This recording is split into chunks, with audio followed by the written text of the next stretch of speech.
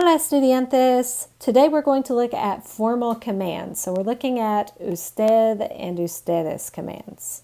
So first off, what is a command? These are things that we use to tell somebody what to do.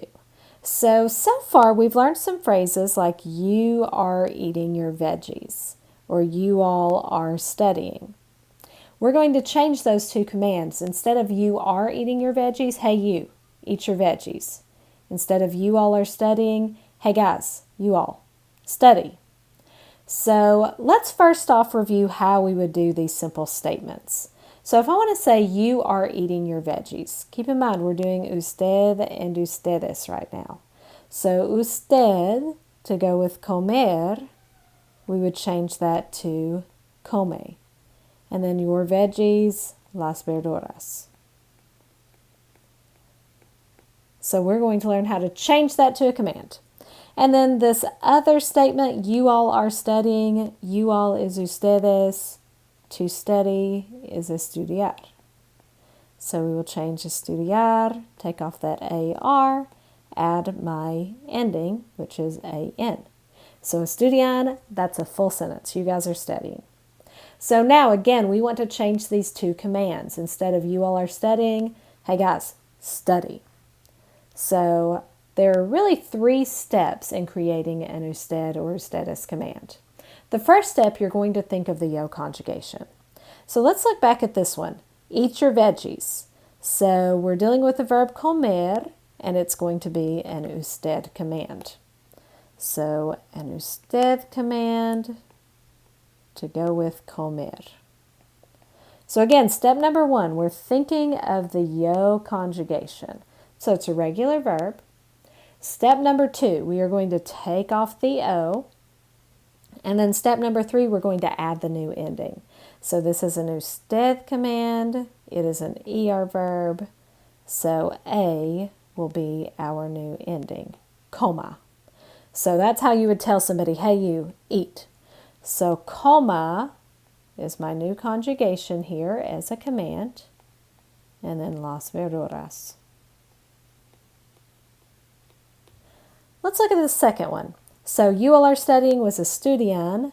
Now we want to change that to a command. So it will be an ustedes command. I'm talking to you all, and I'm using the verb estudiar. So step one, think of the yo conjugation.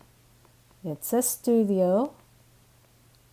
Step number two, take off the O. Step number three, add our new ending.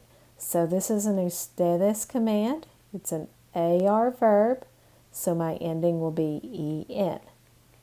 Estudian. So estudian is how I'm going to tell somebody or several people, hey, you guys study. So you'll notice we're just changing an E to an A or an A to an E, kind of flip-flopping the endings. So you might be wondering at this point, why do I have to do this step number one? Can I not just take off the AR and the ER and add my endings? Well, the answer is no, you cannot do that. If you will open up chapter 14 in Voces, make sure you're in the right chapter, chapter 14, click on Mandatos Formales.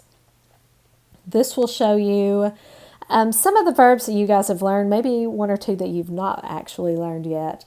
But it shows you that the present tense conjugation for yo is not always normal. So we've got to keep in mind when we have a spelling change or a stem change, we still have to keep that for a command. So if my verb, for example, is decir, if I want to say tell the truth, if we just took off the IR, then our stem would be DEC. But that is not how you do the command. So we've got to keep in mind the yo conjugation. So the yo conjugation for decir is digo, then take off that O and add the ending. So diga would be the usted command. Digan would be the ustedes command. Y'all tell the truth. All right, so now let's look into something even more complicated. We've got some spelling changes with commands. So if a if a verb ends in car, gar, or zar, we've got a little bit of a spelling problem. So almorzar, first off, the yo conjugation is almuerzo, so we're going to be dealing with that stem. Let's go ahead and take off the O, and that will give us our stem here. Now, if we just added E or EN, that's fine, almuerce, almuercen, but in Spanish, we do not like ZE. Anytime we would change ZA to ZE, we are going to change it to a C. So it actually will be almuerce with a C or almuercen with a C. Pagar, similar issue. If we just add an E, keep in mind GE and GI, change that G to a H sound. We don't want this to be pahe. We want it to be page. So we want to have that hard G sound. So anytime we're going to change GA to GE, we are going to add a U. So instead of pahe, we want it to be page with a U, or pagan with a U again. Buscar, same sort of thing as pagar. So if we change that A to an E, keep in mind CE and CI change that K sound to a S sound. So this would be buse. We don't want it to be buse, we want it to be busque with a K sound. So anytime we change CA to CE, we will change it to QUE. So instead of BUSC, it will be BUSQUE or QUEN. Busque or busquen. So that's just something that will come up many, many times when you learn new tenses. That will be a thing as well. Now we have some irregular commands. I'm not going to write these all on here, but I am going to show you where to find them in Voces. Again, make sure you're in chapter 14, Mandatos Formales, and then if you will just scroll down, it shows you some stem changes there. You've got some spelling changes, and then down here at the bottom, it says Mandatos Formales Irregulares. That means irregular formal commands. Dar, ir, saber, estar, ser. They're all listed on there. And so those are just things that you just have to memorize. And with usage, it comes fairly easy, but it takes quite a bit of practice to get those. So definitely spend some time on those. Now let's talk about adding direct object pronouns. So you guys know your direct object pronouns. As far as where these go, it depends on whether this is a positive command or a negative command.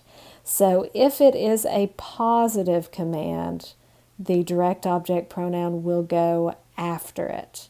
If it is a negative command, that direct object pronoun goes before the command, before that verb.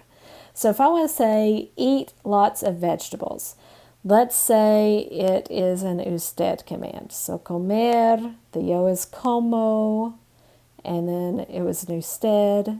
We're going to add an A there. Coma muchas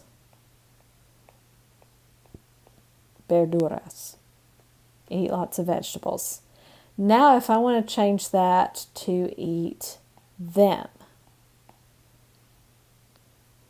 Verduras, that's feminine. Las would be our direct object pronoun. So this is a positive command. It will go after that conjugation. So coma las. And we are actually attaching that to the verb conjugation. Coma las, all one word. Now when we do that, we've got to add an accent to show where the emphasis goes. Comalas, not comalas, comalas. So we add that accent to the O. Let's look at this negative command. Don't eat the ice cream. So if I wanted to say don't eat the ice cream, I would say no, And then again, our verb is comer, coma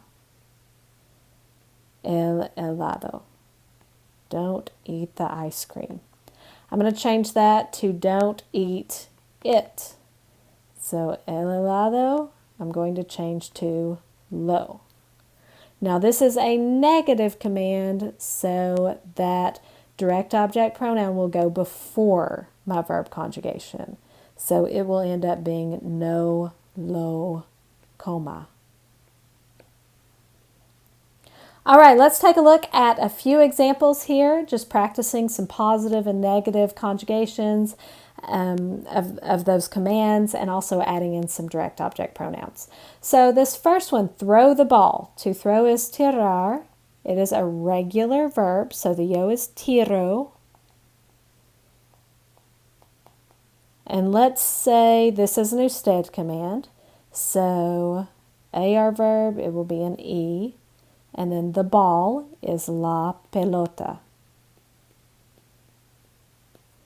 You guys know to make that negative, don't throw the ball. You just put no in front of the verb. So no tire la pelota. Now for the positive command, throw it will be la. And remember, for positive commands, it goes after. So tire, and I'm going to put la at the end of it, again attached to it. And for emphasis, it was tire, so we want it to be tire la, so we'll add an accent to that I. And then to change it negative, don't throw it. We know it's no and tire. That it, with a negative command, that direct object pronoun will go before the verb. So my verb is tire. I will put my la there. No la tire.